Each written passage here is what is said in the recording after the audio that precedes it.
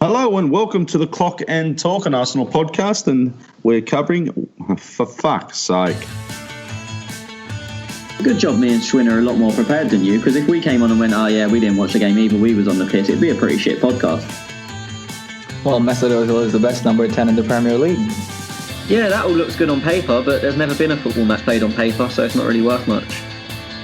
I'm going to make a bold prediction that Jack Wilshere will sign for West Ham United.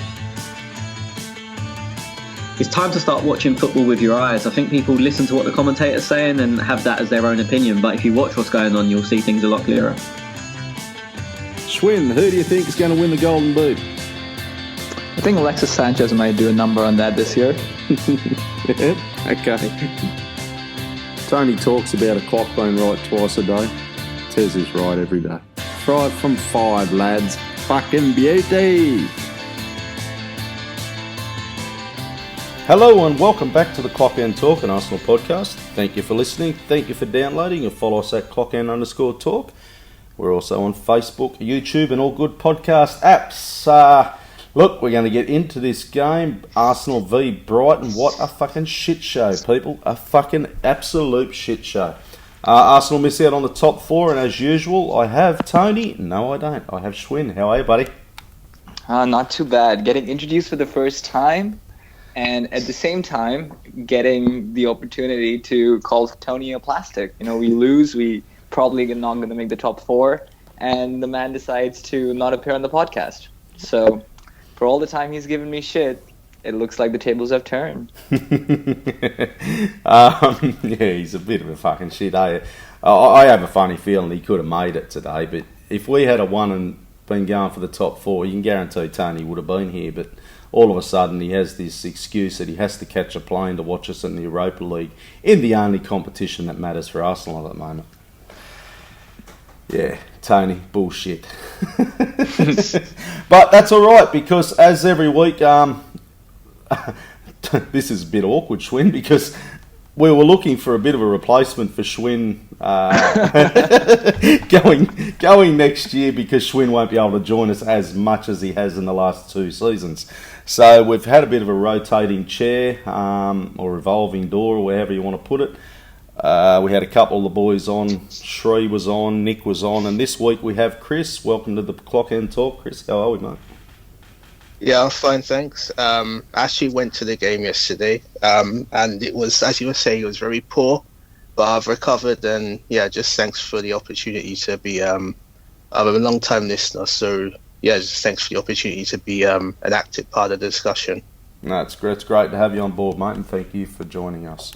Okay, Schwinn, fucking hell, mate. Well, look, we've got to go through the lineup. We'll have a look at this first, because I was a bit shocked when I did see this lineup came out, only because of a right back position, mate. Your thoughts? Yeah, that's the first name that jumped out at me as well. But to be completely honest, other than that, I'm not sure whether there was any room for improvement. You know, we've missed a Granit and Torreira midfield for a bit now. It seems like whenever they've played, which has not been very often the last 2 months, it's been because someone's been grappling with injury and they haven't quite performed at the levels they did at the beginning of the season. And up front, we had our best 3 players, Ozil, Aubameyang, and Lacazette. And to add to that, we even had Mkhitaryan. It made sense, to also bench Koscielny. He's obviously played a lot of games. I think he's played the last 8 or 9 games. And for someone who's just recovered and is not quite at 100%, he obviously deserves the rest, with the Europa League tie coming up. So I think Emery got that right in terms of understanding that Brighton are going to try and sit deep and soak up pressure, and we will need some creative outlets. So it made sense to me. I didn't have too many quirks with it back, when the lineup came out. Lichtsteiner did trouble me to an extent, but not that much.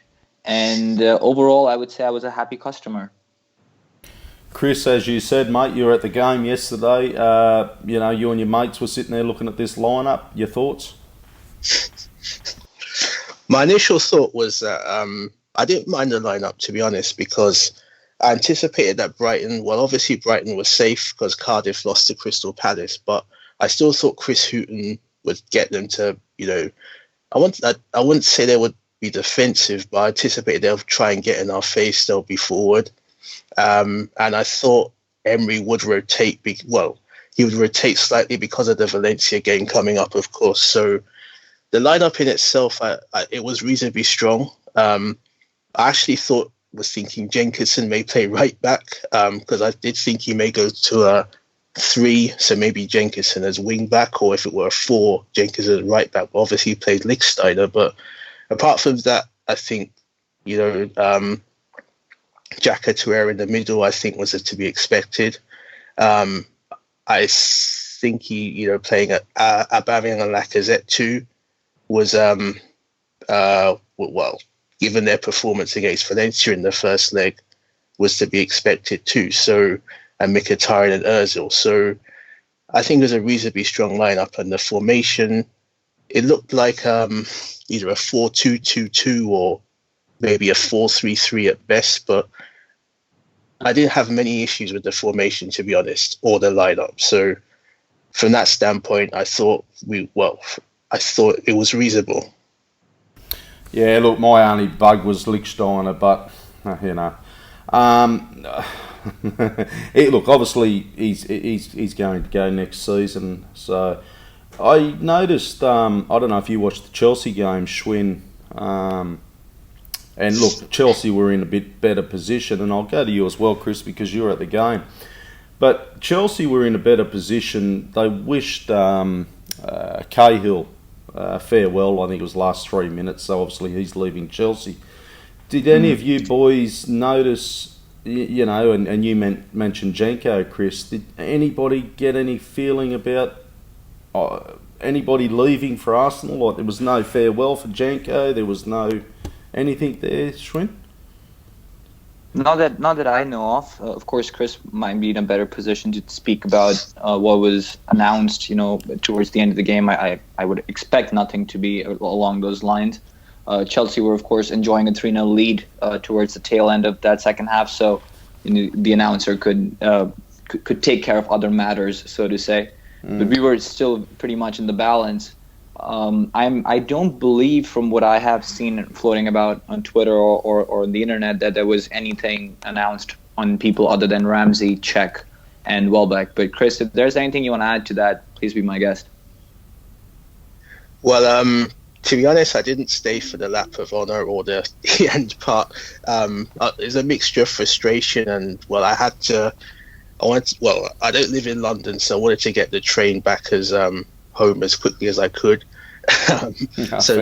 Dimitri, I didn't really see the very end parts, but I did hear at the beginning of the game that they announced there'll be some special presentations as well as the usual not so much lap of honor, lap of appreciation to the fans, but I did see Petr Cech and Ramsey interviewed on Sky Sports on obviously after the game when I got home, and on Arsenal Player, but that's all I can really say on that part. That's fine, mate. Yeah, no, it just come to me with Cahill on Chelsea, and when you mentioned Janko, and I thought, and that was one thing that I thought when the team lineups were announced, there was no Janko on the bench, and I thought, that looks like Janko's staying for another season.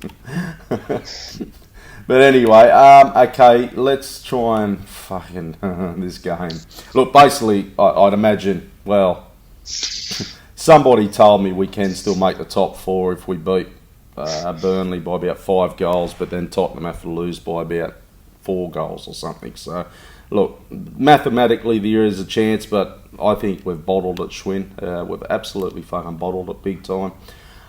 Two talking points out of this game was,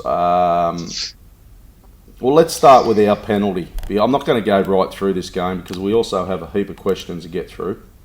Let's talk about the penalty for us with Monreal going down. It's a difficult one because, we'll of course talk about the other penalty too. Penalties are some of those decisions at this point which are very subjective in the sense that the referee wants to see contact and he wants to see physical movement that triggers a fall or a dive. And based on that, I think more often than not, referees are calling it. They want to see that if a player is going to ground, how is he going to ground? Is he taking the support of his legs and trying to con him? Or is it a very natural way of going to ground? When you look at it that way, you can see why he's given it. But having the advantage of replays and several different angles, I don't think it's a pen. I think it's very, very well done by Monreal. I think he was very clever in the way he went about it. And look, we need some of that, okay? Don't get me wrong. I enjoy that because we haven't done that in the past 5-10 years. But at the same time, when I saw it in real time, I thought it was a penalty. So I don't fault Anthony Taylor in that case for giving the penalty, but it's a very, very soft one, and we were very lucky to get that. Was it a penalty for you though, or you playing the devil's advocate there? No, I look, again, it's difficult. In real time, I would have given it. If I was a referee and I did not have VAR, I didn't have the luxury of replays, I would have given it. That was my initial instinct. But having seen it from different angles, I don't really think it's a penalty. Okay, what about for you, Chris? What was the thoughts in the ground, mate? Well, I was in the North Bank, so obviously for those who know the stadium, it's the opposite end of where the penalty was. So my initial, it's like an old cliche that your initial reaction to the incident is often correct. It may not be all the time, but for me, I thought it was a penalty in all objectivity, because obviously we'd all say it was because it was for our team, but in all objectivity, for me, it was a penalty. That was my initial gut instinct. I have seen the replays subsequently, and I can see why it was given. I can see that there was some contact, no matter how minimal, and it probably did cause Monreal to go down. But to be honest, I think both. I know we're going to talk about the Brighton one in a short while, but I think this one and the Brighton one were both penalties. So I had no problem really with this one. I don't think Monreal dived, but I do think it was it was valid. Yeah, look, for me, Monreal. Look, initially I thought it was a penalty, but then looking back on the replays, I went, "Oh, geez, it's a very soft penalty." That was top of my thoughts. Would I say Monreal dived? No, I don't think he dived, but I think he probably carried on a little bit more than he could have. So, which is okay because everybody seems to do it. But if that penalty was against us, I'd be very spewing. And that gets me on to the next penalty, because obviously Aubameyang, he scored that goal. We go up 1-0. Look, I'm not going to talk about this fucking whole football. This is just, the whole show was just an absolute shit show, to be honest. We just gave absolutely nothing, and it was my bug. I don't know if you remember at the start of the season, Schwinn, when I said to you, I said this team just hasn't got the oomph that we want it to have. Like, okay, we've got Aubameyang and Lacazette, but as far as the rest of these clowns are, like, I'm fucking over it. Like, we have literally bottled the top four. Okay, our expectations probably weren't as much as they were. You know, you said fifth. I did say fourth. I think Tony said either fourth or fifth. So we all were like, okay, it's a building year. But hey, when we're coming to the fucking big end of town, we're there with a chance, mate. We bottled it. Absolutely bottled it. And we've bottled it the last 2 or 3 games. Look, we have. There's no denying that. And when we rewind to the beginning of the season, before we'd even seen our team kick a football under Emery, I think that the expectation there was very realistic. You know, there was no preconceived notions about how this team is going to play. We hadn't seen Emery in action. We also had an element of, okay, we're going to play City first and Chelsea second, so it's going to be a rough start. That obviously is going to linger throughout the season. You know, dropping 6 points right out the bat doesn't quite help the team's confidence under a new manager. So there were real issues there that prompted such a prediction from our end. But that's a very different prediction to how things have panned out recently, because we've seen the team perform in some key situations and get points when we haven't expected.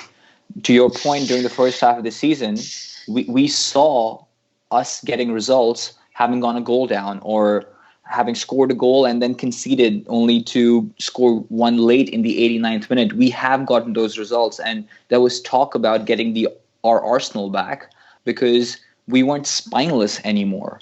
But, as December rolled around and those fixtures came in thick and fast, we never quite found that momentum again, with injuries and Emery having to rotate a bit more than he did in the first half of the season. I'm not the most pissed off. I know your reaction yesterday was probably the most aggressive one I've seen ever since I've known you. Tony, of course, was very, very livid as well from the chat we had. But I never expected us to finish top four because, in a nutshell, we're a cup team. We aren't a league team right now. And, I said after the Napoli game that it's quite clear Emery is going to change and now focus on the Europa League. And by resting Koscielny, resting Kolasinac, we can sort of see that, the Crystal Palace game really was the sting in the tail, I would say. He tried to get a cheap victory, and that didn't pan out, and I think that sort of led him to believe that it's Europa League or nothing. Mm-hmm. Am I mad about the performance? Of course I am, but is it that conclusive in terms of what it's going to, help us achieve? Not quite. We still might just get Champions League through Europa League. Yeah, look, and it was about 6 o'clock this morning when I messaged you boys, and I was fucking done, mate. I was fucking over it. And it's more look, I've been taking each week, yeah, okay, that we're going to turn the corner, we're going to turn. But then when you see Tottenham fucking, they draw, didn't they? I think they lost. Lost, that's right. Yeah, so when you see Tottenham lose, and you think, fucking, here we are, here we go. And then, fuck me, like dead fucking set, unfucking believable. Like these cunts, like, mate, I think they're fucking. Look, I'm just so fucking pissed off with them. Like, it's almost embarrassing these cunts are asking for a paycheck each week. They're fucking useless as tits on a bull. Like, dead set. Like, have a fucking go. And you see Granit Xhaka posting his fucking shitty Instagram messages. Oh, tomorrow means the fucking thing for us. Well, have a fucking go, you mug. Like, don't sit there and post your fucking shit week in, week out, and then you fucking put up a performance like that, because, mate, you were absolutely fucking shit yesterday. And look, everybody else was. And I'm a Granite fan. But I'm fucking dead set done with this shit. I don't know what Emery's got to do next season. I just don't know. I've said throughout the season, and as we all have, Schwinn, we need a centre back, we need a winger, we need a this, we need a that. I'm very reluctant just to keep fucking Aubameyang, Lacazette, and the rest of the cunts can fuck right off. I just don't know where this team. Look, as you said, we're a middle ladder team, and that's about it for me. I think it's a 5-year process, and it's going to be a long fucking 5 years. Chris, your thoughts on all that, mate, or any of that? Well, I have mixed feelings because, like you and Schwinn, and like probably every gooner in the world, we're mightily pissed off that we essentially have bottled it. I have to be 100% with Schwinn in that the Crystal Palace game was the catalyst really for this negative run. Emery's team selection then was frankly baffling, and since then I think that did put into motion where we are now. I think he has to take not all of the blame, but he has to take a good chunk of it. I think mostly it's on the players, but I do think he has to take a lot of it, because I think some of the formations against either Wolves, Leicester, I know we lost both of those games, but the Leicester game, the 4-4-2 initially, was weird.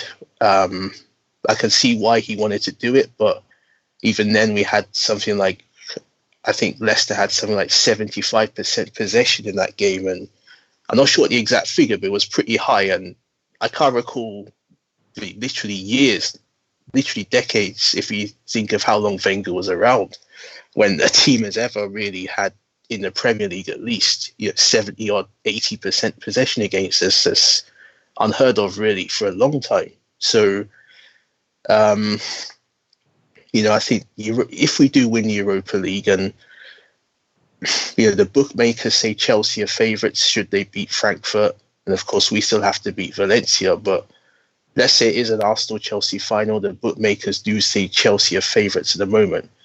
But on our day, I think we can beat them. I think Emery is a better manager than Sarri, at least in terms of his record, and I think he's more tactically flexible and able. I think man for man, we may shade Chelsea, even though we both have top quality players and quite a few duds between us. But, I do think, we've, in a way, this has been like the latter part of Wenger in there. We've had some good points, but we've choked in critical moments. And like the Palace game and, even the game yesterday, for me, will kind of like say how, because going back to say a few seasons ago when Leicester won the league, I think we beat Leicester at home. I think Welbeck scored the winner in like the 98th minute or something. And then I think the next game we lost to is when Van Gaal was at Man United. We lost to them 3-2 and Rashford scored. And then we just went on a negative run, and we did get top 4 that season. But that's just an example of a long list of, frankly, bottle jobs and performances. This is a complete and utter fucking, bottle up. It's so fucking embarrassing. It really is. And now these fucking Spur cunts are even taking the fucking piss and jumping on the bandwagon, like, for fuck's sake. Like, unbelievable, these cunts. But look, what I want to touch on about this game just quickly before... Oh, let's get to that other penalty first. Who was it? Murray? Schwinn? Solly March. But yeah. Oh, Murray scored the goal, didn't he? Yeah. So, okay, penalty for you, Schwinn? 100%. 100%. I mean, look, it's again comes back to that point I made before when we were talking about the earlier penalty. You Granit there did a good job to race back and provide cover, right? We were all over the place because we were camped in their half, and suddenly they get a break on, and Solly March is down on the left wing, just running towards goal. You can see Granit running back, covering distance, and trying to add bodies. He does very well to do that. He's not the most mobile player, we know that. Mm-hmm. But to let him turn around the corner in the box is criminal there. If you want to wipe him out outside the box, let your players get back and regroup. But he lets him get across, and as he's going past, he tries to pull him back and at the same time nicks him on the foot. He's asking the ref to make a decision there. If you give the ref that sort of power and you do bring a player down, how do you expect him not to give a penalty? It's that simple. It's not aggressive, it's not harsh, it's not a clattering challenge as such, but it's one that will prompt a penalty. Nick, your thoughts, penalty or not? Sorry, Chris. Yeah, well, just like with our penalty, my initial reaction and gut instinct was that it was a penalty for them. I didn't see it clearly enough from where I was, not as clearly obviously as on TV, but again, my initial reaction was that Xhaka ran into him, essentially. I know he kind of pulled him back with his arm, but from my perspective, as I was seeing it in the ground, that's how it looked. And yeah, I think it's a penalty, hands down. I don't know what Xhaka was, I was going to say I don't know what Xhaka was thinking. You obviously wanted to stop him and impede him, but it just seemed to me that he knew he wasn't going to win in a foot race with him, and he just clumsily and obviously stupidly put his arm out, and he has a penalty all day long. Mm-hmm. Look, for me, we have seen these. Once again, I think it was a little bit soft. It wasn't like a diving tackle by Granit, which we've seen worse and things like that. Yes, he did clip him on the back of the foot, but he did and Granit obviously put his hands up and said, "Hey," but I agree with what you said, Schwinn. It should never have got to that point to start with. I know Granit was tracking back, but yeah, obviously, yeah, look, it was a penalty, but I just wonder who else was in that position to allow Granit to be the person to be tracking back. And I've watched the highlights again, but I can't think of who was there. For me, Look, you shouldn't be allowing Granite to ideally- track back. Like, it should be someone Yeah, else. no, you're right. That's not Granite's area to cover. As a primary responsibility, that's Lichtsteiner, who should be back in position there. But obviously, he's not going to cover the distance, and No, there's that's who it was, recognition from Lichtsteiner. Granite. Yeah. Yeah, he spots that Lichtsteiner is in a bit of a pickle because of how upfield he is. He's caught, and Granite decides to take the responsibility. And as I said, he did very well to track back. But what you end up doing after that, it costs you the game, costs you the points essentially. If you're recognizing that you have to cover, and I saw Granite turning his head a couple of times as he was sprinting back to see where other players were, both ours and the opposition. So he had a rough map in his head as to how things were panning out. Just wipe him out outside the box, take him down, get a yellow, take one for the team. He's not shy of doing that. He's very clever when it comes to those things. We've seen that before. We've spoken about how he ends up shielding the ball a lot and draws a foul in situations where if he gives the ball away, then suddenly we have a break on. So he is clever. There's recognition there, but the execution completely misled him and ended up costing us, those 2 points. Mm-hmm. The thing is also, I think I think Brighton to some extent, I think a draw overall was fair because Brighton did play well in parts. I think we had probably more chances on balance, but they had a few decent efforts, obviously, apart from the penalty they scored and got. But I think the penalty that we conceded, or Xhaka conceded, was just a culmination of, I think part of their attacks were via the channels, especially running at Lichtsteiner and Monreal and our centre-backs. And I think getting the draw, them scoring, was more in a part due to our continued poor off-the-ball work. And I think Houghton did manage to exploit that. So I agree with what Schwinn says, that Xhaka probably should have made a foul, obviously outside the area, got a yellow card, or, and then we'll deal with the free kick afterwards. And I think, because I think that they had some chances in the first half too, and they even kind of forced Leno into an error where he passed the ball to one of their players on the edge of our area. And, I think overall this has to be an area that we need to work on. Not so much, say, to use the phrase shithousery or the dark arts, just as Schwinn alluded to, but also basically not letting teams run through our midfield. And that's what I was seeing, at least that was my perception of it during the game yesterday. So for me, that's what frustrates me as well, that it's the same kind of errors we're seeing again without much rectification. Mm-hmm. I think Emery's done well really to get the team more tactically able. I think there is a slightly different mentality, but for me it hasn't changed that much compared to last season, definitely, or the latter era of Wenger. We'll continue on. With that, not one, when you talk about Emery there as well, Chris, but one thing that really fucking bugged me, okay, we're down one, we're level 1-1. The whole game, I think it was just a shocking performance by Arsenal. And once again, Lacazette, he missed one or two opportunities. Aubameyang, he missed his opportunities. Yes, if they were goals, we'd be saying, hey, man of the match. But here we go, we're 1-1, 77th minute. Emery has a fucking brain snap and goes, oh shit, I've got to make some substitutes because we actually need to win this game. So he takes off Guendouzi for Mkhitaryan, Iwobi for Granit, and Kolasinac for Lichtsteiner in the 77th minute. Okay, them substitutes probably needed to be made. But Schwinn, I'd argue, do they need to be made earlier? Because we were absolutely doing nothing. 100%. I mean, that was going to be my first point if you hadn't brought that up.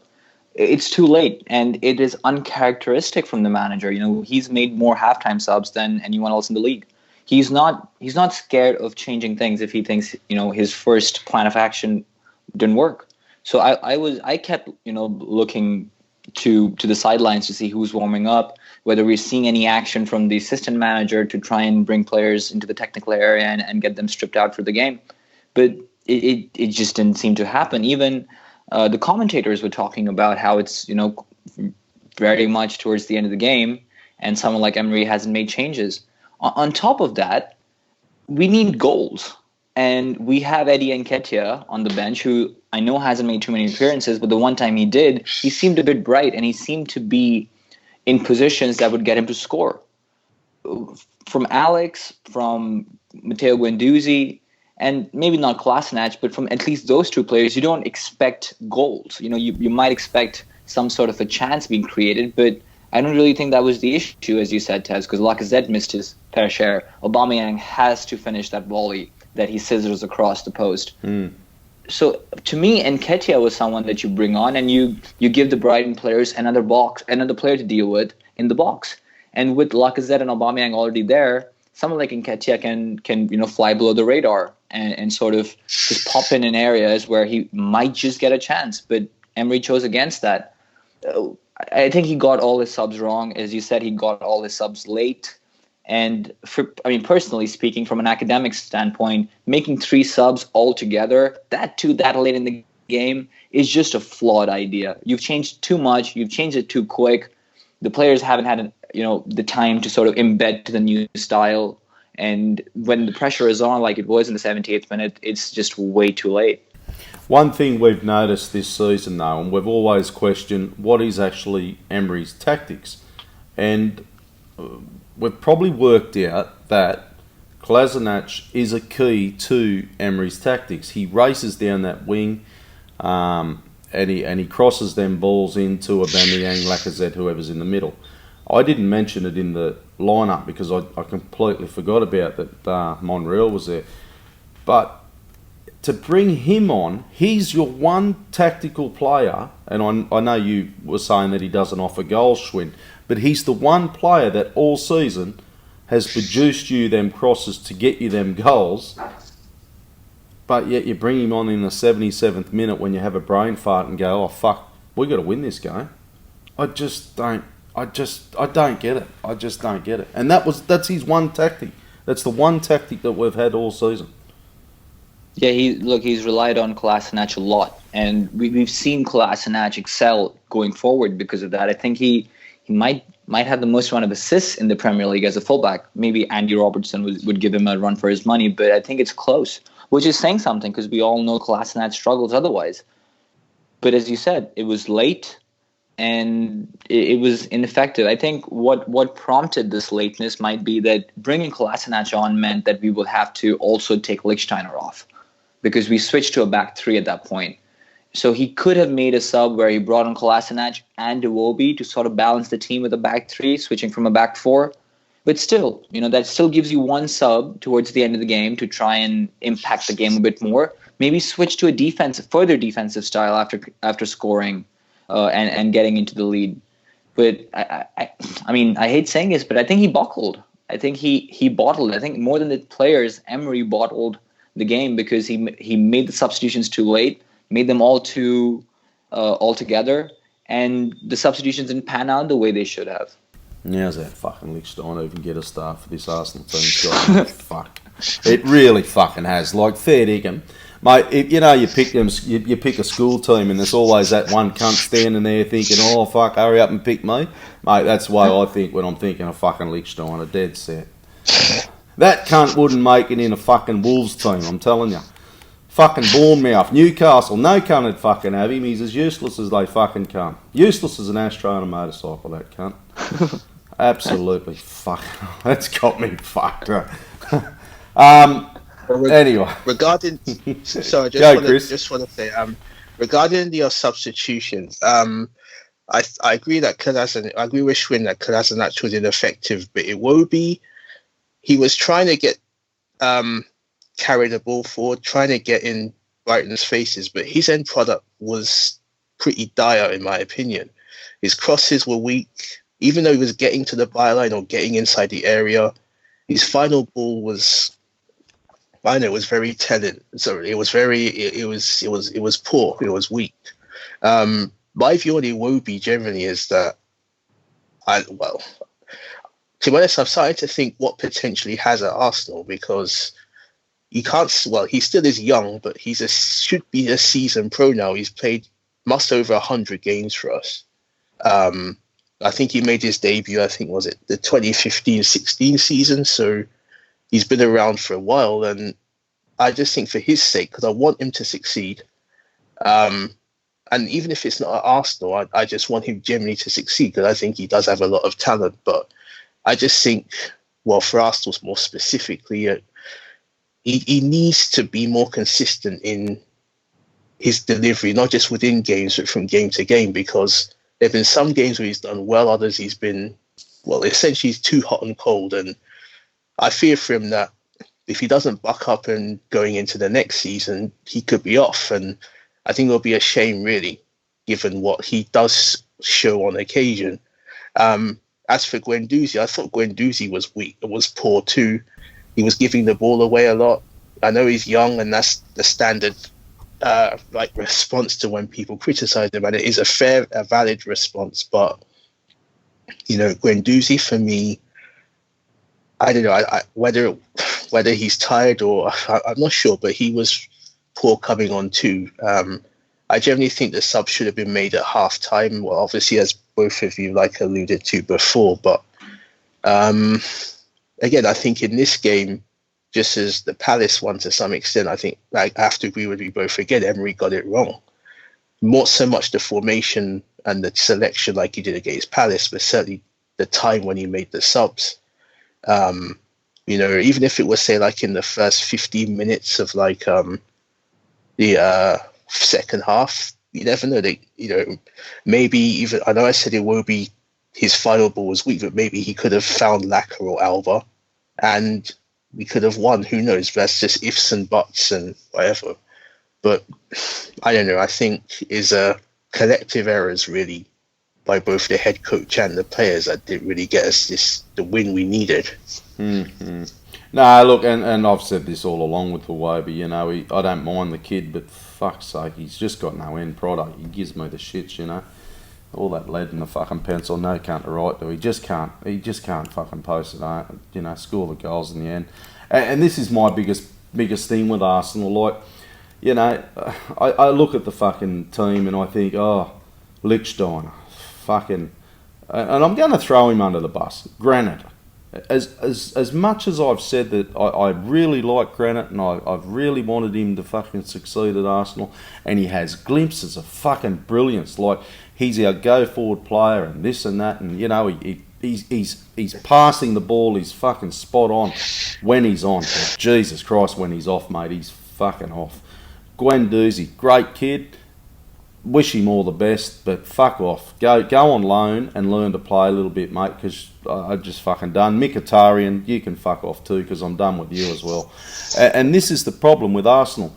I think even Brighton, they look at the team and they fucking laugh at us. They're not frightened of fucking Arsenal. We're not that team no more. We haven't been that team in a long time, and these are the players that we've got. Iwobi, Granit, fucking Guendouzi, Mkhitaryan, Lichtsteiner.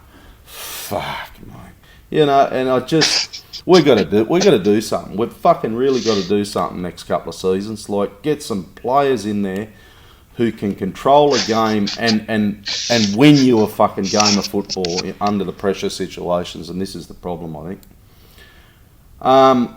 Okay, I want to get into some questions. Have I ran it on too much today, Schwinn?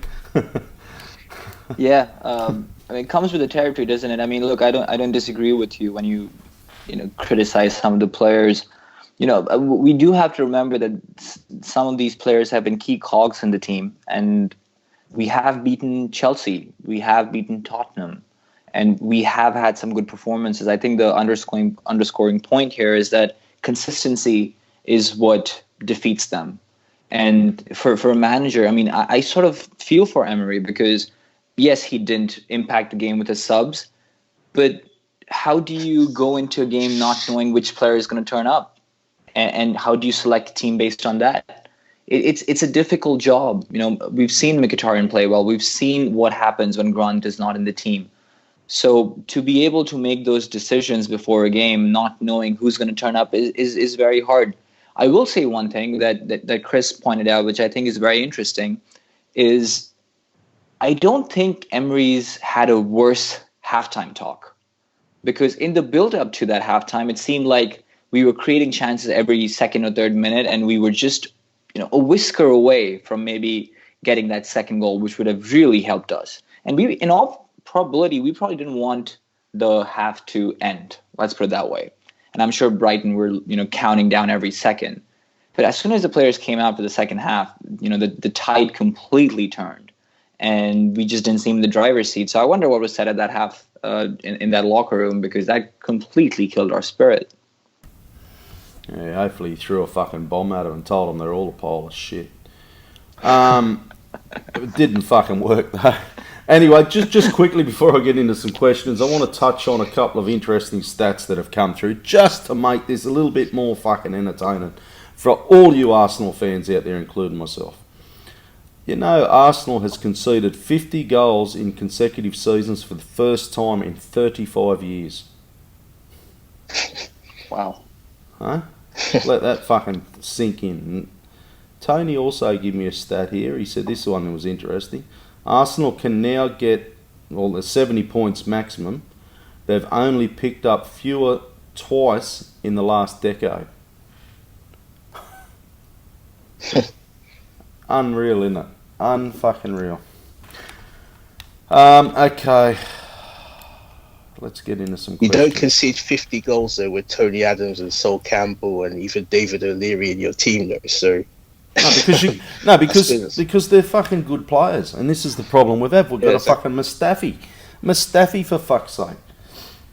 The Tony Adams, they're just, these players aren't, they're there, but we just half bake it, Well, let's throw 30 million for Mustafi.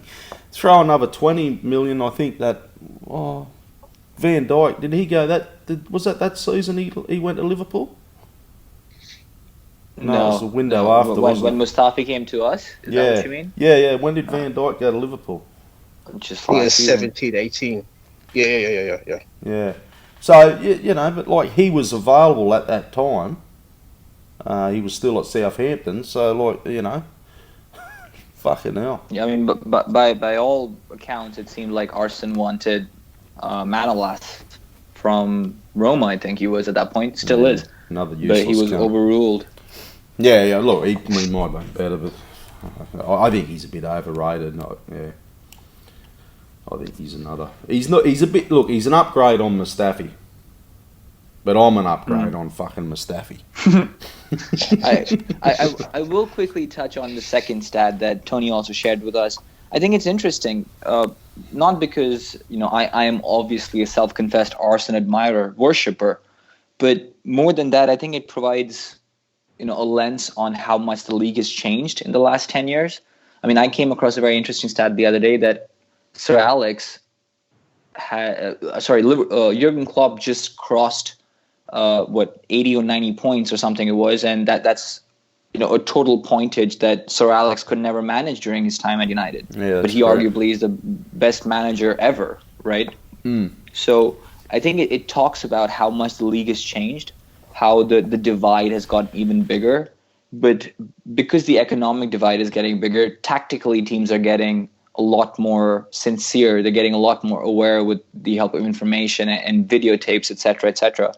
So although it seems like this season might be a dead end when you look at that stat and read that stat, because it's one of the worst in the last 10 years, I think it does require a bit closer inspection. And that's why we get on here every week and we talk about the games individually and not pop in every 2 or 3 months to do a show, to just discuss the progress.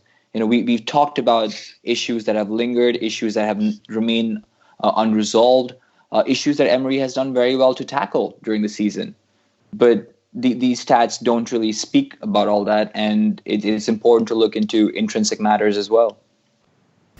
Okay, let's get into some questions. We've rambled on for about 40 odd minutes, I didn't realise. Okay, Gunner J says, would you give Emery another season? We've been repeatedly given second chances and repeatedly bottled them on consecutive games. How much more favourable do we need circumstances to be, Schwinn? I will give another season. Of course, a lot hinges upon the Europa League and how we tackle all that. We already have a foot in the final. We have to make it there. If we bottle that, then that's the end of Emery for me. But even in the final, I think Chelsea is who I wish for us to play. I think we can do a number on them. But it's been difficult for him. I do sympathize with Emery to an extent. But this Europa League final will be the make or break for me.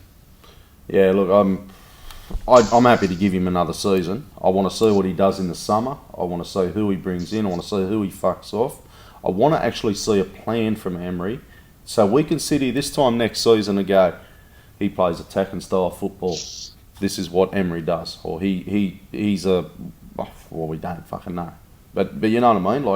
Like, I haven't seen what Emery offers yet. So if he moves on next season and you know, he goes to I don't know, Dortmund or somebody, and if a Dortmund fan says to me, what's Emery like? And I'm going to say, I don't know. All I know is he's a tinker, man. He changes things around fucking so much, but I don't know.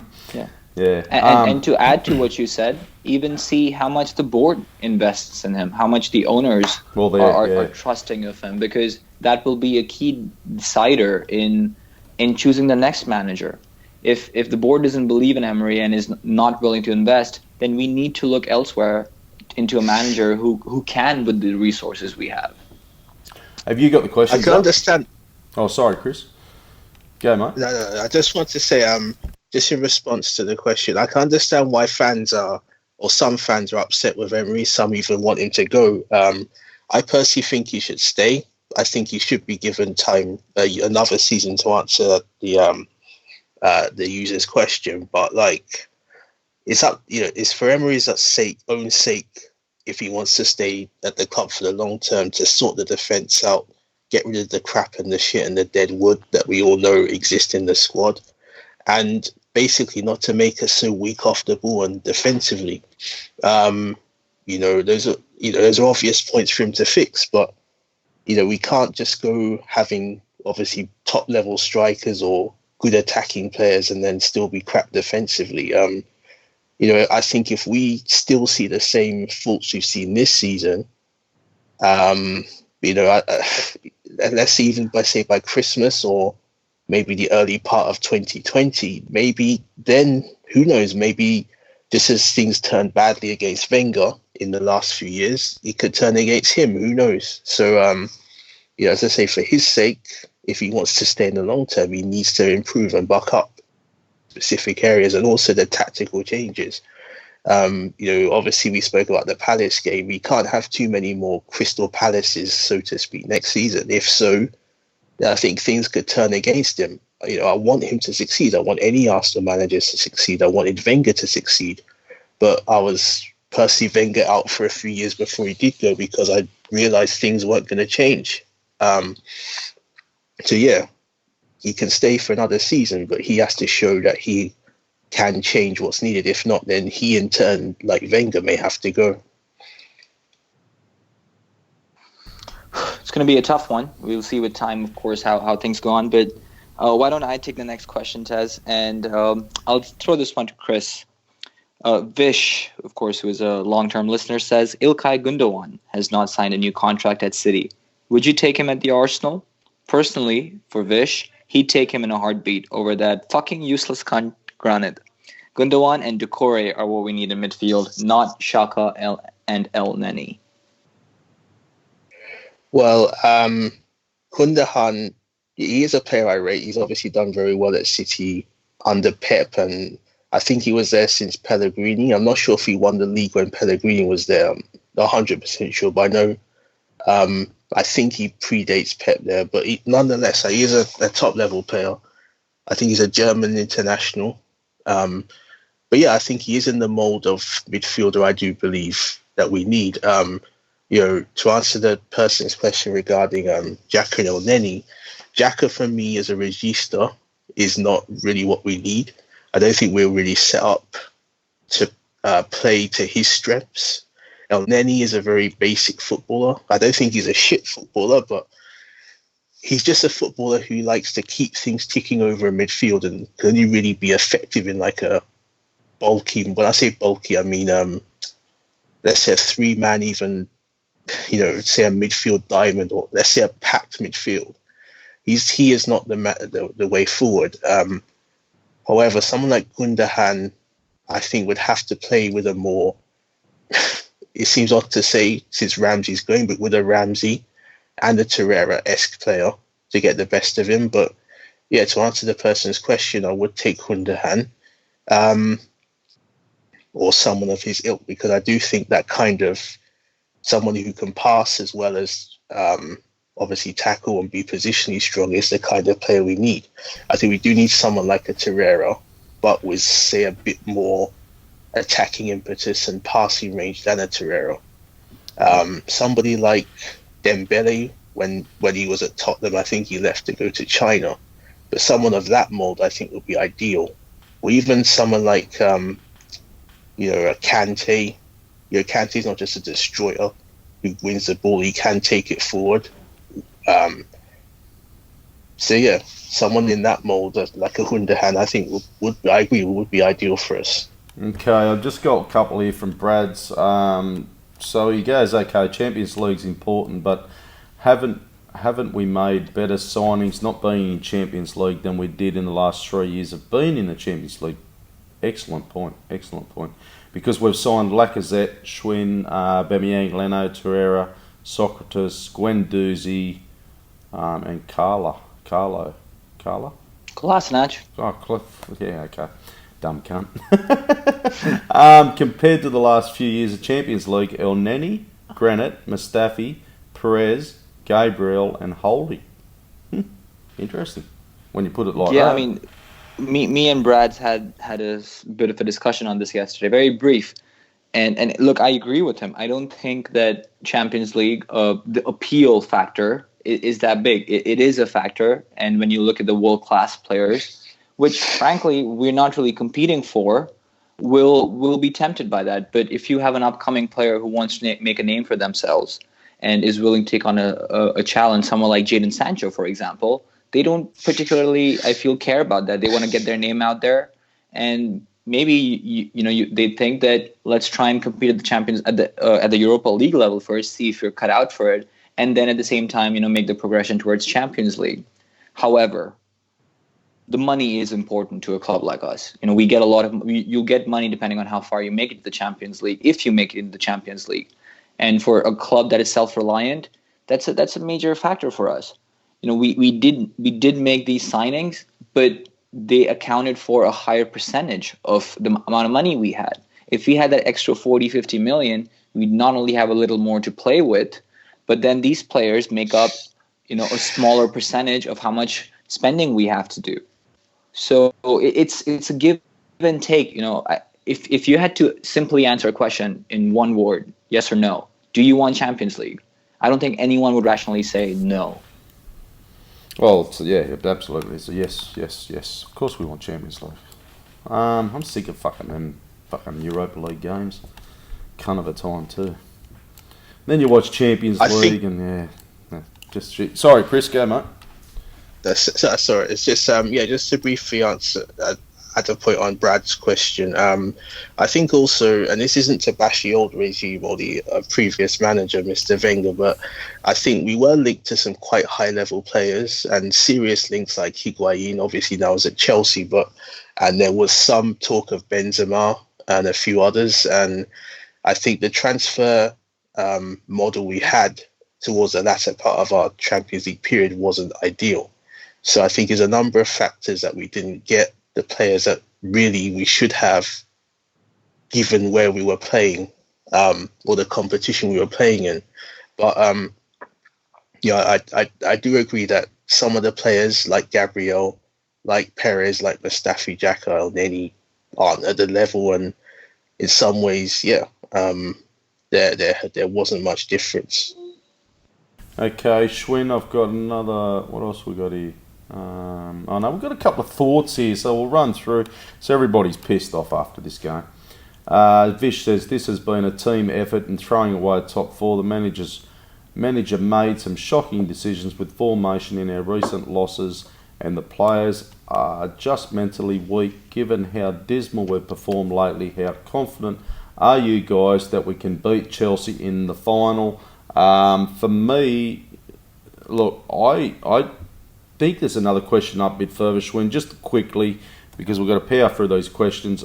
Chelsea or Frankfurt, Schwinn? Chelsea. I'm with you. I'm with you. Yeah. Chris, Chelsea or Frankfurt? Chelsea. Yep. No. I watched that game, Frankfurt. No, yeah. I reckon they're a bit better than Chelsea and probably a bit better than us. MAA Gunner, this has been more disappointing than Wenger's last 2 years. Is this the biggest bottle in our history? Oh, jeez. Surely not. Surely not. Chris, what's your memory like? Yeah, no.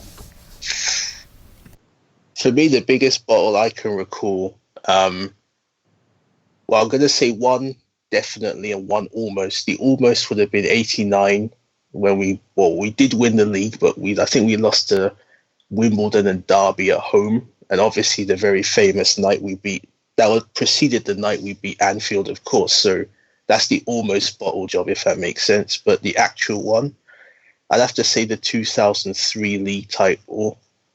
Man United won, but I think we lost to Leeds and we drew to Bolton. So if we won both of those games, we'd have won essentially two back-to-back league and cup double, if you think about it, because we won the FA Cup in 2003. I think we beat Southampton in the final. So for me, yeah, the 2003, off the top of my head, is the one I like most. Okay, Schwinn, you want to take the next one, mate? Sure. Sandeep, welcome back to the show. Why didn't the club announce the Welbeck departure any sooner? Good question. Got me fucked. Got me absolutely fucked. I can only imagine it was a confidence thing for him. Like, how would you feel like being injured and being told you're not being re-signed? Unless he knew and they didn't say anything. But I don't know. This is times when we need Tony on, isn't it? Because he'd probably have a better explanation. But yeah, I don't know. No, you didn't get any whiff around the ground, Chris? To be honest, not that I could recall, no. So, as I say, I'm as stumped as you as to why. It could be maybe they agreed it behind the scenes, and obviously as he's injured and he had quite a bad injury, they wanted to keep it quiet. To be honest, I don't know. Sandeep says, I'd rather finish mid-table next season, provided we get a form of identity. Okay. I don't really want another Europa League. I would rather we do a massive clear-out and use our under-23 team. Oh, fuck me. They can't be worse. And sack Emery. He has to go. No identity, no improvement. Defence has gone worse. # Emery out. That was 10 hours ago, so I might just... he might have been very pissed off. Sandeep, too funny. Vish says, should we rather just go all out to win against Valencia and rest the boys for the final by throwing the game against Burnley? We'd pretty much have nothing to play for, only Europa League.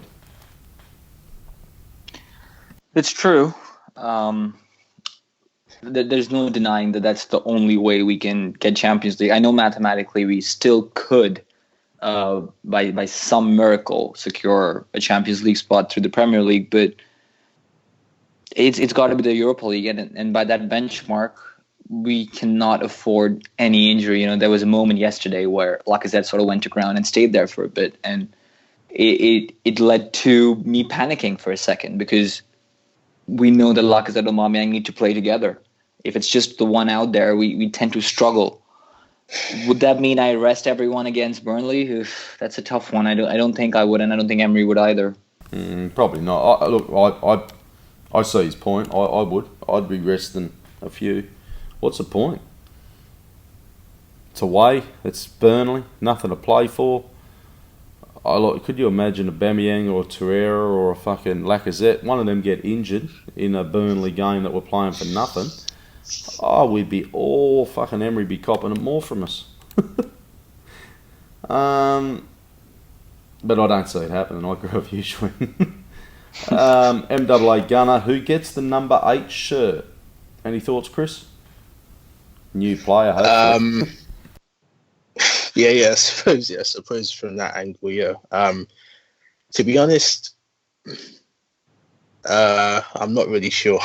My favourite player probably of all time is Ian Wright. He wore 8. So if we can buy a good striker, but we already got 2 good strikers. I don't know, give number 8 to Aubameyang or Lacazette. I don't know. But to answer the question, honestly, don't know who would get it. Any of your thoughts, Schwinn, quickly? Got to be a new signing. Yeah, has to be. Someone in midfield. Has to be. MAA Gunner, do you have any idea on what the subs were for? We basically had our best team out there on the pitch and weakened it with only sub that would have made sense was Kolasinac for him, for Mickey, but he tried changing everything and lost momentum. I just think Emery had a brain fart and shat himself and went, fuck me, we're 1-1, I've got to do something. 77th minute, let's throw 3 subs on. Very, very weird, mate, MAA Gunner. I don't get it myself.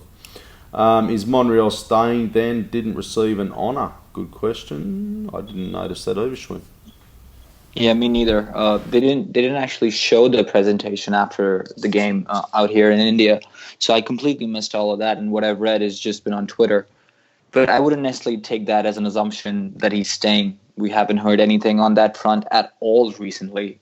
Ever since he actually got injured, I think, what was that, November, December? So it's been a while. We've obviously, discussed how he's sort of fallen a bit in his output and his performances. He's still very good as a third center back, but as an out-and-out left back, he's not great. He's seeming to lack the legs a little bit too. In my opinion, he's out. Okay, you want to hit one with Chris? MAA again? Sure. Would you take Ryan Babel as a Welbeck replacement? Have no idea why the club cannot just extend his contract, and players like Elneny and Jenkinson even have one in the first place.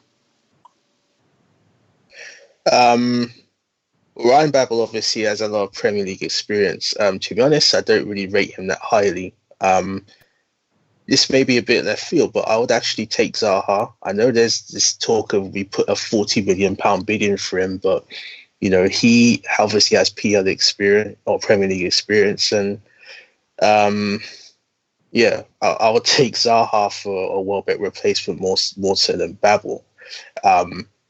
But regarding the Elneny and Jenkinson point, we don't know what happens behind the scenes at clubs as fans unless you're in the know or an agent or like a friend or family member of a player or manager or coach or whoever. But maybe Welbeck wants to leave. Maybe they agreed whilst he was injured or in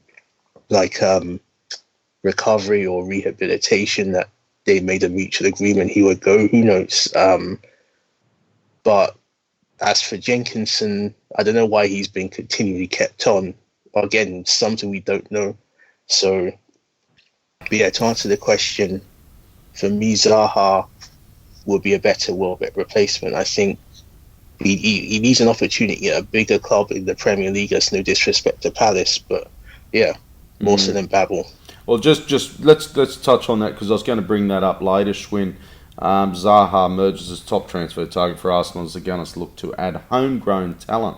So that was one thing that I think everybody's thinking, where probably Tony talks about this homegrown talent a bit and we need signings there. So he fits under that. But is he one that you want? Look, he's a very, very good player, there's no doubt. And he has a skill set that we lack dearly. Someone who can take players on, is very good out wide, brings worth to the team, and can be a menace against some of the big sides.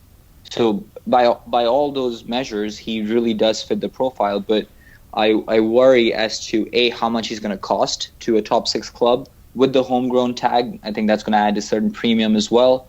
If I had to just throw a number out there, I would imagine to someone like an Arsenal, he would cost minimum 50 million and closer to 60 or 70 if I wanted to be completely honest. I also worry whether he'll be able to replicate or enhance himself at the Arsenal. You know, he at Crystal Palace, he is the alpha man. He is the guy that leads the team, even though he plays on the wing. But when he comes to the Arsenal, he's not going to have that alpha tag, and how he responds is somewhat of an unknown. So that is another concern I share. But more than anything, I don't think we can afford a 50, 60, 70 million winger at this point. We have a lot of pressing needs, as discussed during the show, and to be able to invest that sort of money in one signing is going to be a very, very tall order. I was just because I was asking myself the question, homegrown then for a minute, but despite switching international alliances to the Ivory Coast, Zaha qualifies as homegrown player due to the fact that he spent 3 years with an England club before he turned 21.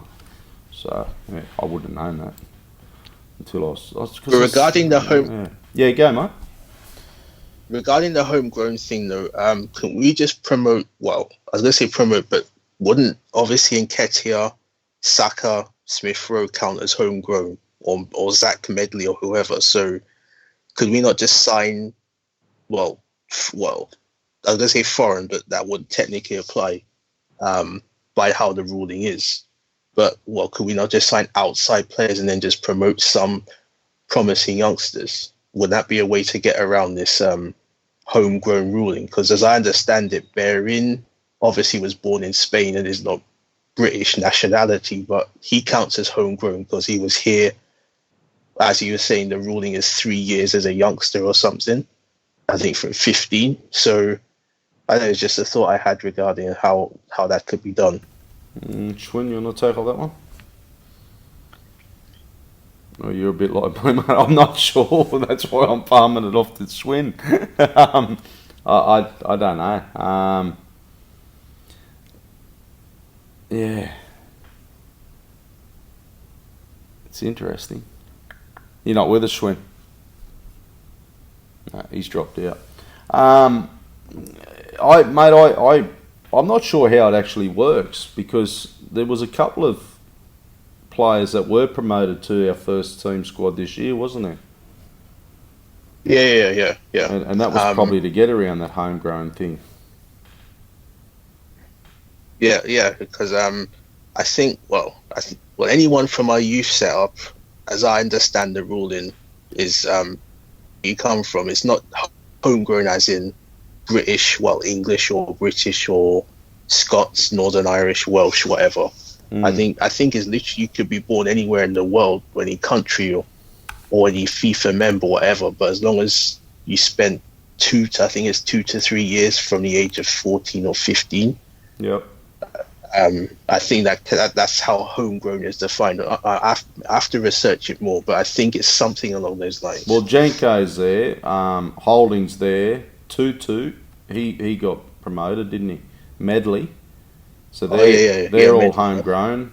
Maitland-Niles, Willock, Welbeck we've got to replace, and then Eddie. So so I think in answer to your question is that's what they've done by Tutu and Medley, because I don't ever recall them even starting for Arsenal. Medley might have come off the bench at one stage in a bloody energy drink cup fucking thing or something, but I can't recall it. But that's probably what they've done to get around that homegrown by promoting them too. So yeah. Okay, you back with us, Schwinn? Yes, sir. Sorry, I dropped out. No, all good, mate. All good. We'll just talk about the homegrown stuff. So, okay, Siddhartha, he's got a bit of a couple of questions, Schwinn, or rants. We'll see how we go here. You can argue that Emery needs a transfer window, but then given the type of players he seems to value for his negative philosophy, does anyone generally think that we're somehow going to sign top quality players that would allow us to compete against the best teams in the world? I also want to say this. Emery and the club conned us fans big time this season. We nicked some results against the Big Six this season, and fans forgot how crap we played against the mid-table relegation teams. He said he would be... Where am I up to? He would be a protagonist on the pitch, and that never reflected when we would play off the field season, except a few matches here and there. If he happens to win the Europa League this season, can say thank you to Emery, move on and appoint a new coach. Wow. Sorry for being negative, but after the results like that season against relegation sides, I'm really disappointed. This was the easiest top 4 race we've had in years. Basically, we blew it. He makes a very good point. That was 12 hours ago, so very angry man as well. You want to tackle any of that, Schwinn?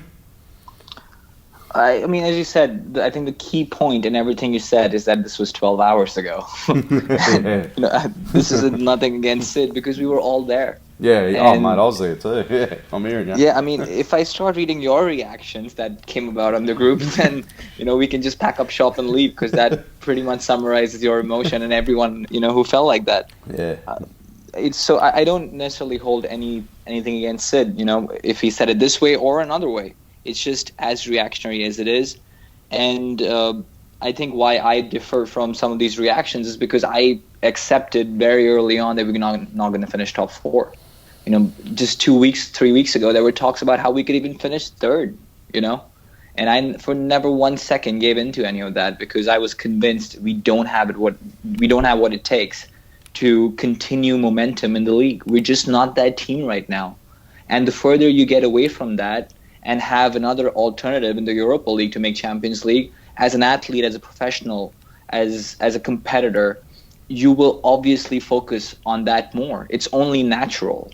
And to that extent, I can even see why some of the players are a bit, distanced from the Premier League. I can see why these things are happening. I'm not a fan of it, but I saw this happening 4 weeks ago, and my reaction to yesterday's game was hence not as blown up as everyone else's. Clay Conservative, he goes, I'm too fucking depressed to ask a question. MAA Gunner, I hope Tony's score prediction for Sunday night is right. I don't know. I can't remember. Tony giving a score prediction, that's a fucking... 10-0. Okay, yes, that's it. Thank you, Schwinn. I was thinking, when does Tony give fucking score predictions? I got conned one. I almost conned one out of him last episode because I said, can we win this game? And he's gone, yeah, I think we can. Fucking shouldn't have asked the cunt. Although I don't think we'll need 10-0, even a 7-0 would do. I think the goal difference is at 8. And even if Tottenham lose 1-0, they do have to lose, keep in mind. If they lose 1-0, that means we'll have to score 7. So a 7-0 win with a 1-0 loss on the other side. Thank you very much. MAA Gunner says we need a striker, right back, centre mid, right wing, left wing, goalkeeper.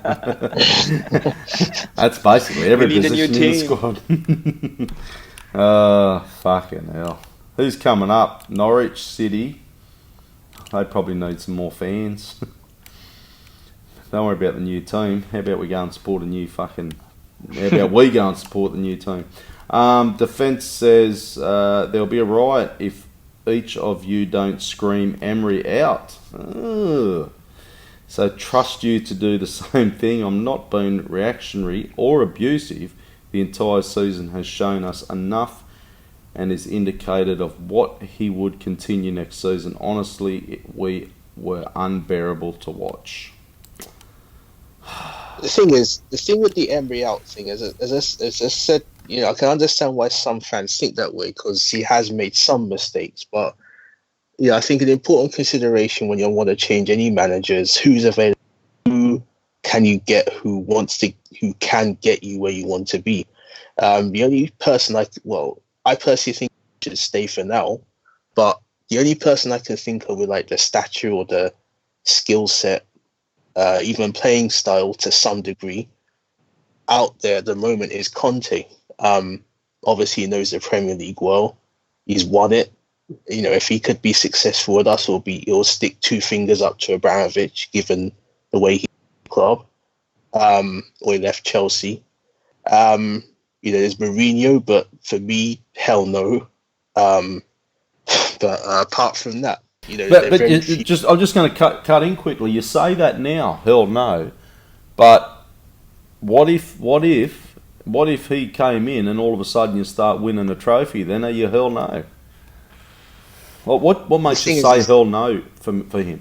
Well, two main reasons. One, Mourinho, wherever he's gone, at every big job he's gone, probably Inter is the exception, but certainly Real Madrid and Chelsea and Man United now. Well, not now, but you know what I mean, earlier this season.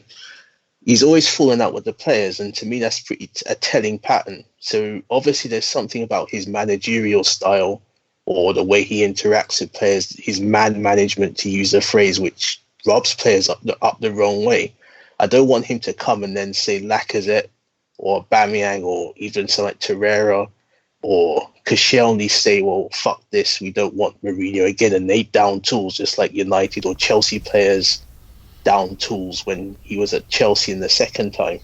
And another thing is that I know we used to play boring football years and years ago, and we were very successful at that, but I think part of the reason we got Wenger is because whilst the boring tag was, whilst we did succeed with George Graham and we weren't necessarily the most attractive team, it was a negative label on the club, and that could come back if Mourinho was our manager, if we parked the bus. Another thing is that Mourinho won trophies at United. He won the Europa League, which obviously we want to do this season, and he won the League Cup, and obviously no one said, oh, well, Mourinho has to stay because he won trophies at United. No United fan said that. I think pretty much when they lost to Liverpool 3-1, I think that's the last game he managed. Practically most United fans by that point, even before we lost, were like, well, get rid of him. He has to go. So I see your point. I see your point. Absolutely, I see your point there. But for me, the one thing that you did say is he may get players offside. You know what?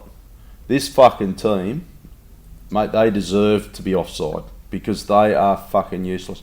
And I never thought of it because I was thinking, yeah, look, Conte would obviously be a great manager to come in. I think Roma are pretty much throwing everything at him. Whether or not he takes it, I'm not sure. But Mourinho, and I'm not saying straight away, but hey, for me, if we're at a season like we are this year and we're thereabouts and we bottle it, and Emery happens to get out, I think a Mourinho is probably one who comes in and puts a rocket up these players. Look, Aubameyang and Lacazette and probably Ozil are your three superstars at Arsenal. Ozil hasn't really performed this season, so I don't know what you do with him. Whether a Mourinho comes in and puts a rocket up him and he starts performing.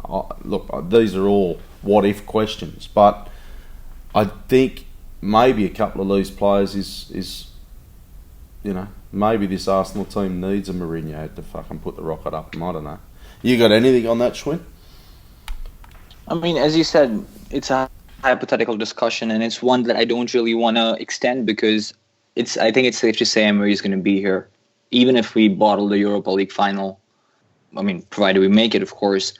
I think Emery is here to stay. I don't think we will have the ruthlessness in us to get him out because the options that exist aren't very tempting, and B, because there are real concerns that we have that we weren't able to fix this season. An ailing defense, having entered this season with a sort of a tussle with Aaron Ramsey about a contract, injuries.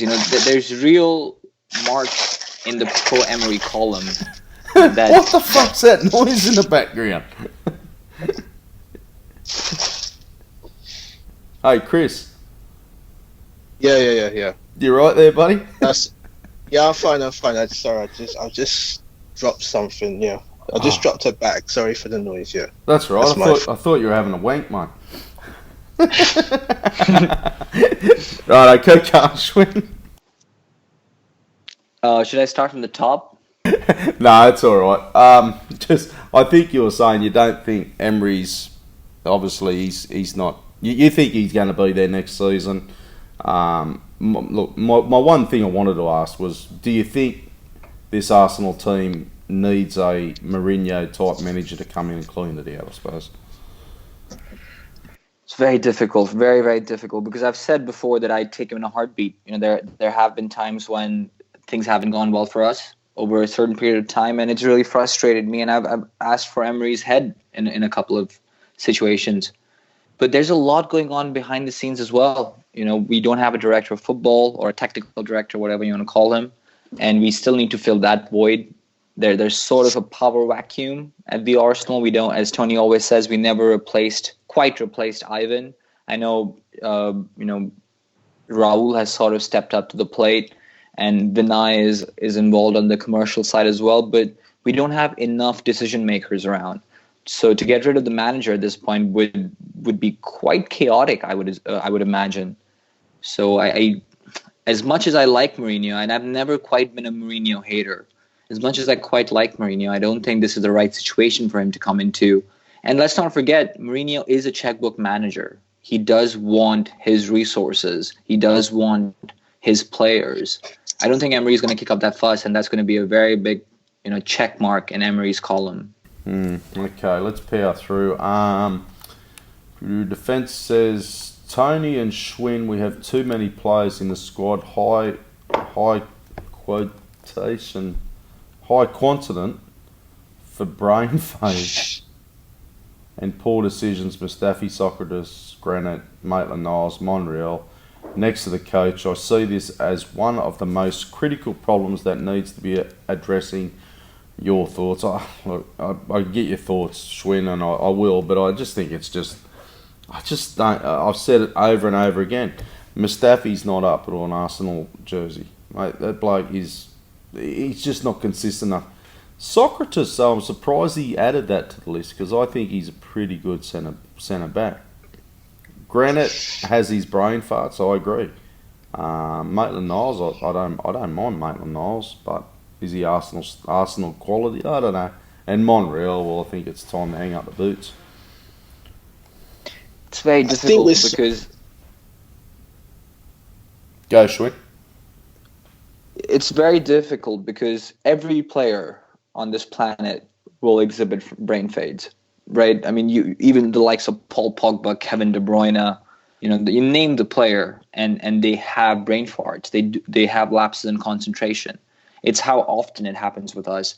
And throughout that list, we can see that it's players in defensive positions or close to defensive positions. So they end up costing us a lot. Mustafi is a different deal altogether. So let's not even go there. We all know how we feel about him. And at this point, I'm not going to say anything that's going to make you feel even more strongly about that. Socrates, on the other hand, when he came about and impressed at the beginning of the season, we were all very surprised. But as the season's gone on, he's sort of proven to be what was expected of him in the sense that he's sort of dropped off. He obviously has been better than last season. At Dortmund, he really struggled, just like the whole team did. So you can sort of understand it. But yesterday, for example, I don't think he was particularly great. And I think that's sort of been the theme for the last 2-3 months. He's trying to do things that are just not working for him, even in the dark arts department. So he needs some sort of improvement, or he needs some sort of competition. I think with Holding around, there was a good partnership going. And if not, then there was competition going. But it's one of those things that has to be solved tactically. When things are going well for you and you're performing well week in, week out, you tend to minimize those brain fades. You don't tend to second think how you're going to operate during a game, during a situation. So it's a lot to do with momentum. But there's obviously players in that list that we know are culpable when it comes to these lapses more often than not. You wanted to add something there, Chris, did you? Yeah. I think with Socrates is that I still think he's been playing reasonably well. Because obviously I agree that when he first came in the first few months, he was our standout defender, along with Rob Holding before his injury, of course. But I think with Socrates is that he has made a few errors, but I still think his general play, in a way, he's like Koscielny. Koscielny can make errors, but his general play is good. So or even Aubameyang, when he missed the penalty against Spurs, obviously everyone was upset with him, but we still realise the value he brings to the team, and I think it's the same deal with Socrates. But I think generally, I know, in the last few years, we've tried to sign players based on a stats model, and this includes not just the physical footballing stats, but psychological stats to some degree too. And it just seems that the players we've signed, I don't know, they just, just to reiterate the general point, they just lack the mental character. Well, they're just fucking shit. They're just shit, mate. We just can't fucking sign decent players. That's all it is. We're signing these half-witted clowns that fucking, on the cheap. Well, we're not really cheap. Mustafi's not cheap. So how much was Socrates again? He was about 10 million or something, yeah. 10, something like that. Fuck. Did you see any other club going for him? Oh, he's not bad. Don't get me wrong. He's not bad, but he's not a he's not an $80 million centre back, is he? Like, yeah. But this is the problem. He's easier starting centre back, and just we got a long way to go, boys. We got a long way to go. To get on the likes of City and Liverpool, we've got a lot of rebuilding to do. Gator Guna says, I wanted to abuse Guna Tez about Granite, but I have nothing left in the tank. Hope we win Europa League. Yeah, I'm fucking hearing you, Gator Guna. I'm fucking over that cunt right now too. Rough patch. Trouble in paradise, Tez. Mate, I tell you what, I was so pissed off with I think I told you, I was so pissed off after the Arsenal game because I was watching on delay. And then so I flicked on to, after that, fuck this, so I watched the Roma game. And I thought, that'll cheer me up, them cunts will win. And you fucking, mate, by the time that game finished, I almost threw the fucking TV. Fuck, they'll show. Fuck me dead. They drew as well. Looked like no top four. I said, fuck football. I'm fucking over it. I'm going to fucking watch cricket. For everyone listening, I messaged Tez yesterday after the game ended to try and sort out this podcast. And I sent him a message saying, oh, what time are we recording? And this is what Tez sends me. I'll chat tomorrow with you, Schwinn. I'm fucking fuming at the moment. These cunts couldn't score a root in a brothel. Fucking useless as an ashtray on a motorbike. I'm done. So fucking done with these half useless and fucking team that play like a cat trying to bury a turd on a frozen pond. These cunts are fucked. And for that useless cunt of a manager, don't get me started on that cunt. Enjoy your day. Chat tomorrow. Yeah, I was pretty pissed off. Made me chuckle. Quite a bit loudly, actually. Made you chuckle? Oh, fucking hell. Anyway, fucking hell, I was over it. MAA Gunner says, will Granite and Mkhitaryan ever be forgiven? Look, the whole thing is, that's the thing, if we win Europa League and we're holding up a fucking trophy, we're going, oh yeah, look at us, we're in Champions League. So, a week in football is, I don't know, what's that saying? A lifetime? A lifetime, yeah. But, like, we win Europa League, we're all obviously not going to be as pissed off as what we are now. And all shall be forgiven, I suppose. We're going to go, oh, well, we got Europa League, we're back in Champions League. Bring in a couple of new signings, get rid of Lichtsteiner, Mustafi, Welbeck's gone, Ramsey's gone.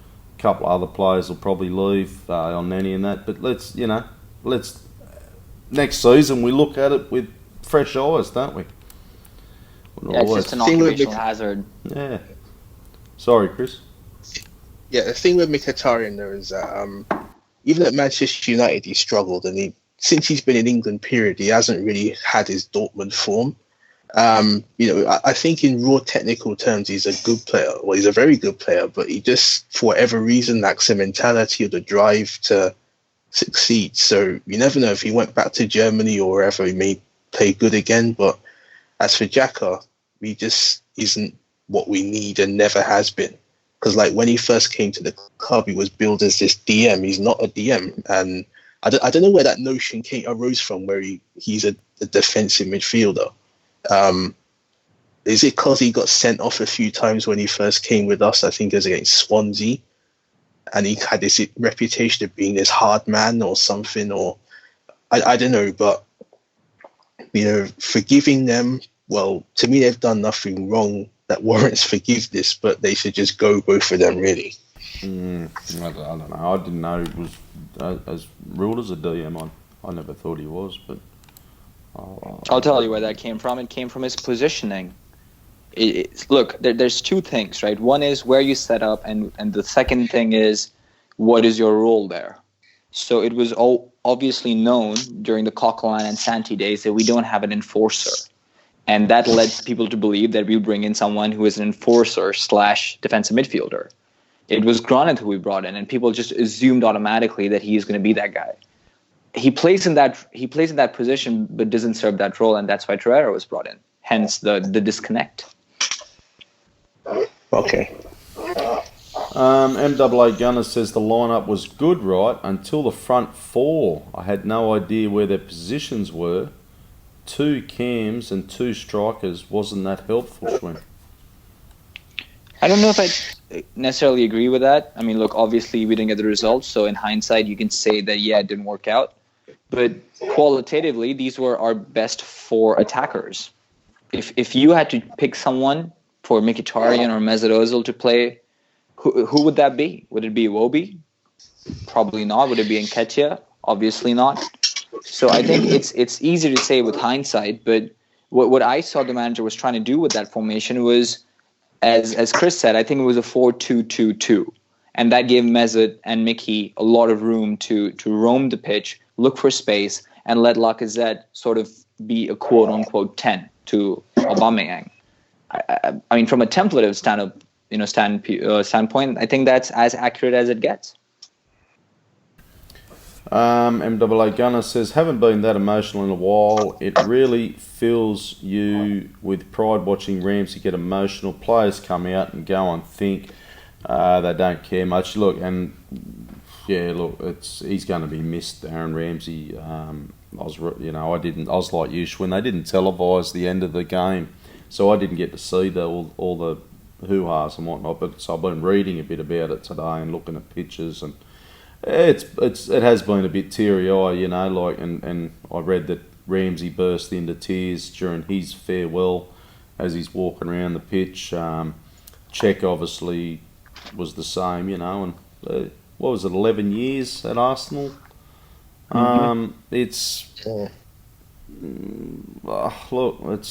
Everybody's had their opinion on Ramsey over the years. Some have said that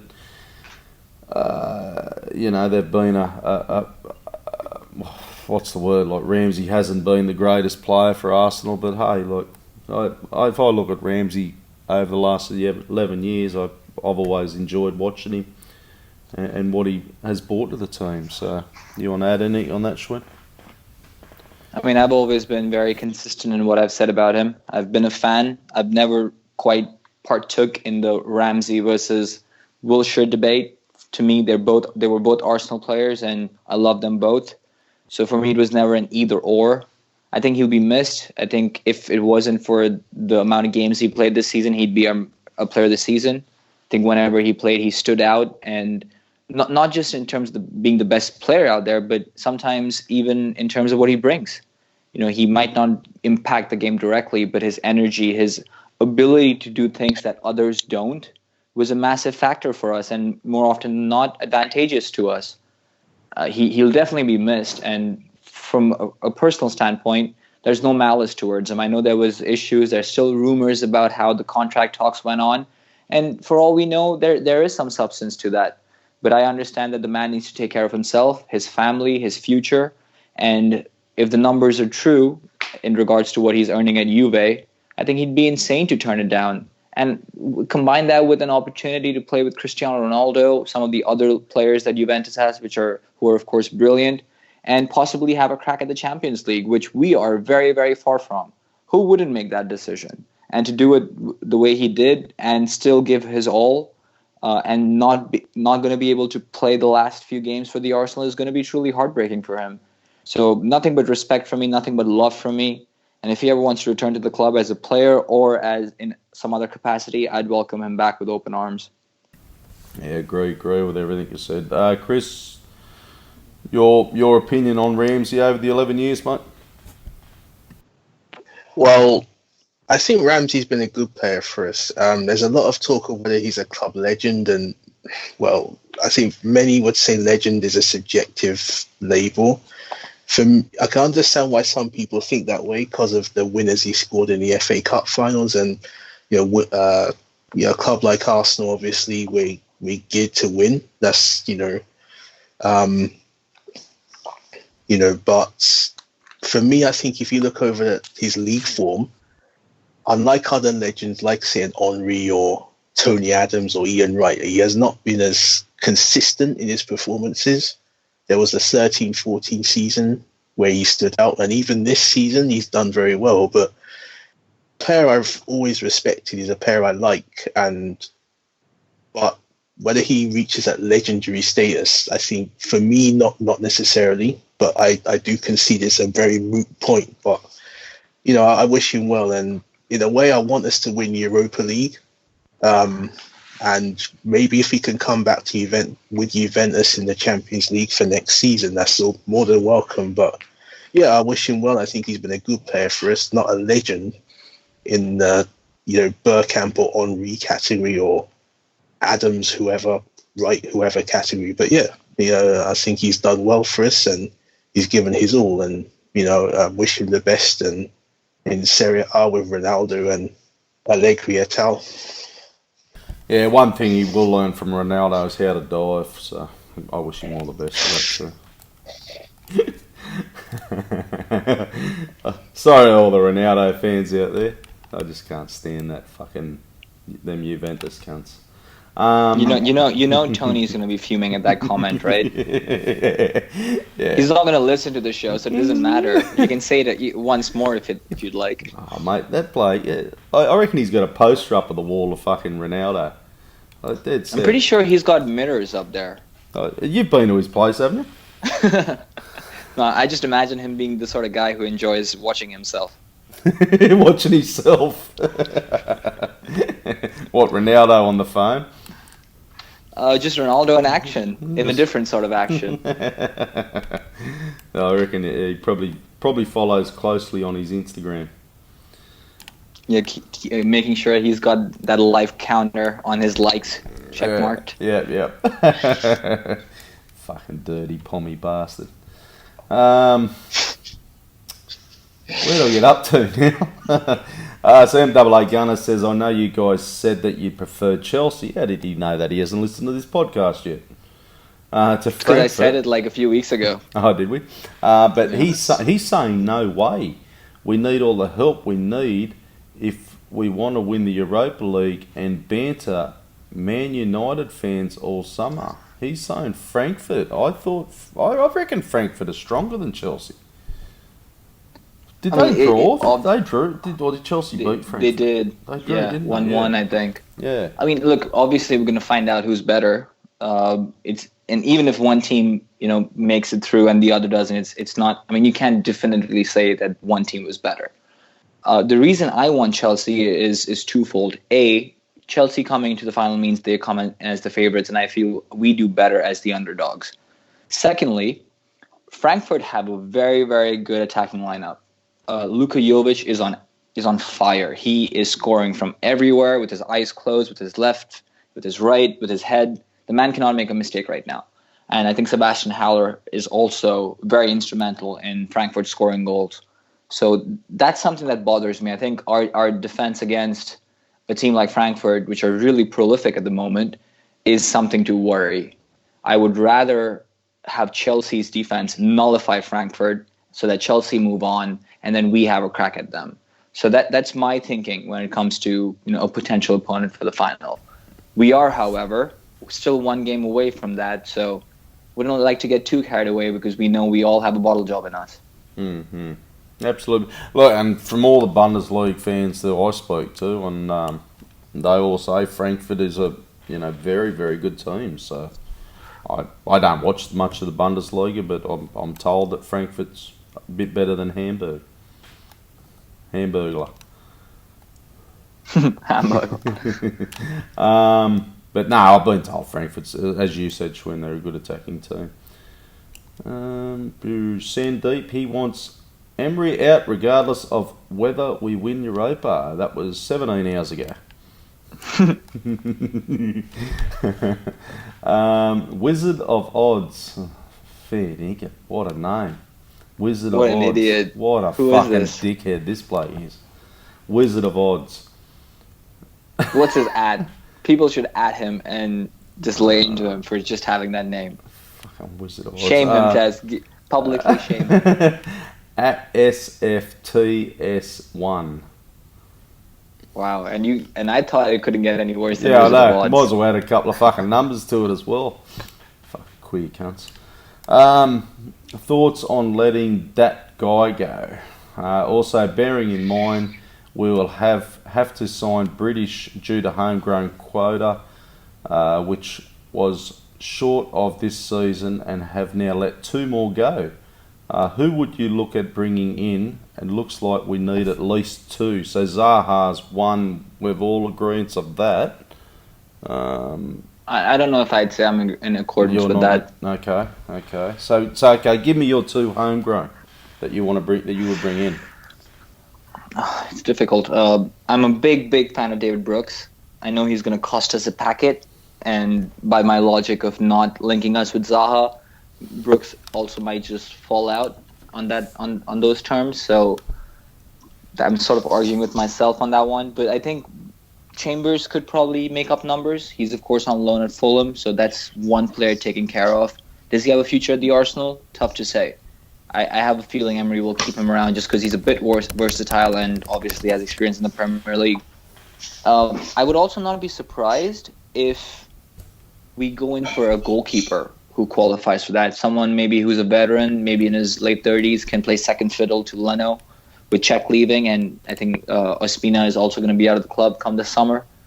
So I said many weeks ago that we might look into Adrian, who is now playing second fiddle to Fabianski at West Ham. I don't think Adrian is homegrown. I think he's Spanish, so he probably won't meet those guidelines.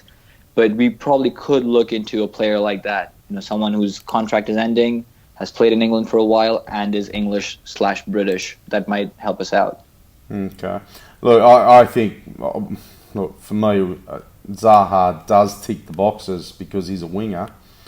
But, yeah, what are we, 40 mil or something? More. As I said, 50 minimum would be my guess. Could be more than that. Ryan Fraser is not English, is he? He doesn't tick that box. Scottish, I think he is. And he would tick that box. Oh, he would he? So I think he's pretty good, that Ryan. Yeah, but what would he cost? I don't know. The numbers that have been floating about have been quite jacked up, I feel. I think 32 is the last number I saw. And look, he's a good player, but 32 million to a club like us, I'm not sure. It also depends on how much money we have. There's obviously that 50 million figure floating around. But then you have Ornstein, who came on the Ars blog about 4 or 5 months ago, and he said it'll be closer to 100 million. Sure. If you add that to our existing war chest, sorry for using that terminology, I hate it, but it's what fits. Yep. That might jack us. That might put our numbers in a decent position. So it's all subjective. Even being able to make Champions League is going to add a bit of cash to our reserves. So it's difficult to really contemplate who we're going to go after. Yeah, look, I'm thinking something realistic, to be honestly. I think Zaha and Fraser is probably around the realistic fees, but anyone tickle your fancy, Schwinn? And I think somebody asked Tony this question the other day, a couple episodes ago, relegation teams? Interesting. I'll probably put you on the spot there. No, I'm just trying to go through some of the players. At Cardiff, probably not. Although I think Etheridge had a decent season. His numbers probably aren't good because Cardiff itself is very leaky. So that probably goes against him. But I think he's a decent goalkeeper. Other than that, can't really think of anyone. Huddersfield have really struggled. Not a single player that comes to mind. Sorry, Tez, for not mentioning Aaron Moy. And look, I don't think he'd be he wouldn't go to an Arsenal anyway, and he'd be one of them players that I enjoy watching run around, but he's not the quality that I want to see at Arsenal. Right. So yeah. But there's really no one from the teams that are getting relegated. We don't have a Stoke like last season where Shaqiri, even that goalkeeper, what's his name, Butland, were names that were floating about. Yeah, last year. Yeah. Not just for us, but for many other teams. Even Liverpool were linked with Butland before they went out and got Alisson. But I don't see a single player across those three teams that has been linked or, I'd prefer in the Arsenal. Mm-hmm. There's, I'm a bit of a fan of, and is Ben Foster as a goalkeeper, Watford goalkeeper. You think he'd be one that you could sign, because he ticks that box, doesn't he? But you think he's one that you could replace for Czech and you could possibly get a bit cheaper? I really do like Ben Foster. I think he's been about the game for enough time where he understands the game and is probably someone who can sort of be, a leader. Well, not just for Leno. Yeah, that's what I was thinking. Like somebody with a bit of experience in the Premier League. I'd imagine he's 30, 35 or something, because he'd be up there, wouldn't he? Yeah, I'd imagine closer to 30 than to 35. But he's had a very, very good season for one, and that's not going to be, it's not going to be easy to snatch him away. And I also doubt whether he's willing to play second fiddle. It's clear at this point that Leno is where our future is set at. Yeah, and for good reason. I think he's made a mark on the game this first season, despite having some low moments. He's done very well. So we need someone who can come and not just be second fiddle, but also give him competition. And when you do a cost benefit analysis on that, I don't think Ben Foster's prospects of coming to the Arsenal look that good. Mm-hmm. Okay, I think that's about it for all the questions. My thoughts on letting that guy go, obviously, yeah. We're all fucking spewing about Ramsey.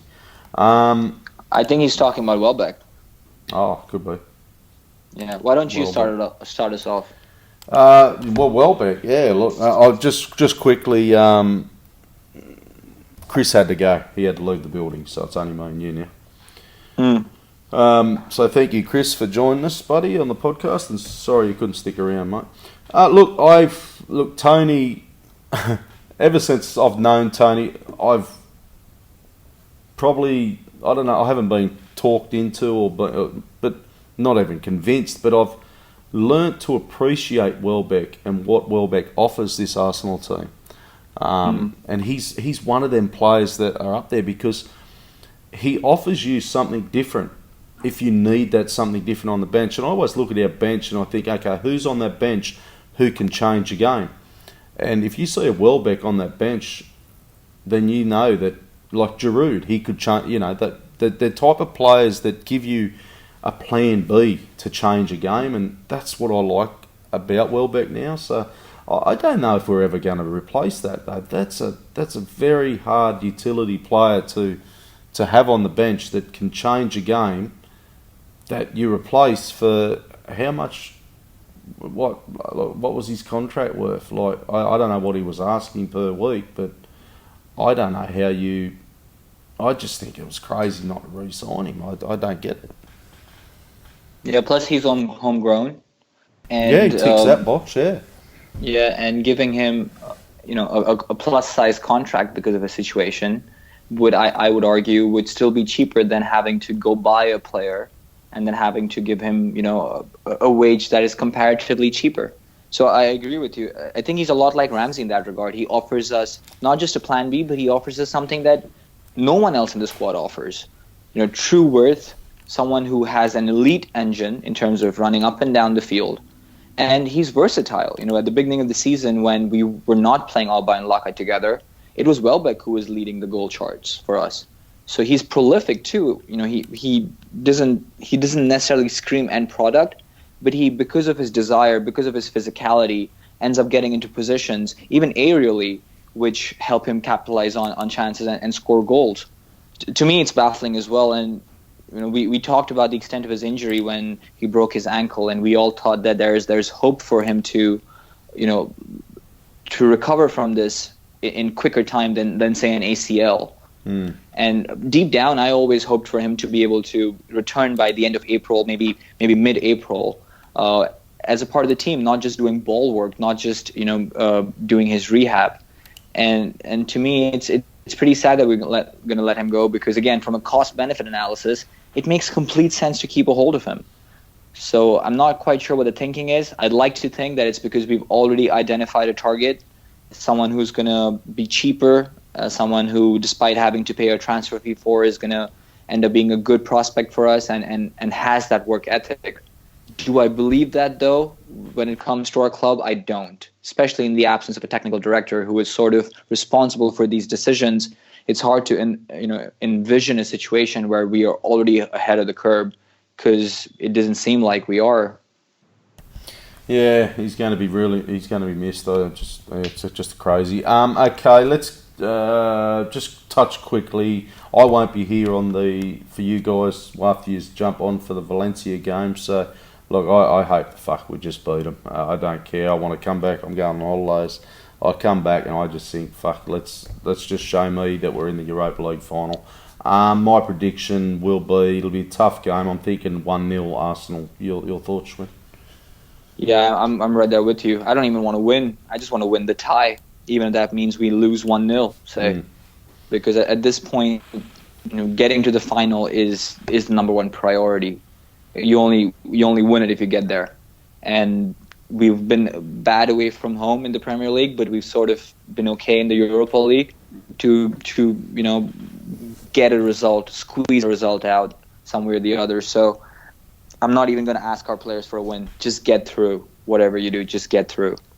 Yep. Couldn't agree more. Okay, that's us, mate. We'll wrap this up. We've been going for nearly 2 hours. So thanks, mate. Thank you. And thank you to Chris. Look, thank you, everybody, for listening. Thank you, everybody, for downloading the show throughout the season. We're pushing, like, I look at stats and I think, fuck me, it baffles me every time that I look and think, shit, we've got fucking thousands of listeners there and they listen to this every week. So, look, I thank everybody for that and everybody for your questions and stuff as well. As I said, I won't be here after Valencia game. It'll be Tony and Schwinn. And then you boys will probably do the Burnley game and then we'll all come back or something. We'll work it out. We'll come back after for our season review and hopefully some news on the Europa League final by then, Schwinn. Absolutely. And just going to take a moment to thank everyone for tuning in. As you said, Tez, the stats are quite impressive at this point. And by all accounts, it seems like it's going to go up by one because someone who's not here has promised that they'll be listening. So let's say if they come through with that. And that will be Tony. He's probably fucking listened to that show and think, fuck these cunts. I fucking haven't they fucking learned anything from me? I mean, to be honest, I'm not going to put my house on him listening to this. So it's all good. Yeah, he won't even listen, mate. He won't even know what a podcast. He doesn't even probably know what a podcast app is. He'll still tell us we were wrong for some reason. He loves doing that. Yeah, we're always wrong. Okay, everybody, thank you for listening. Thank you for downloading, and we'll catch up yous after. Well, yeah, when I'm back, and thank you. See yous later. Bye bye.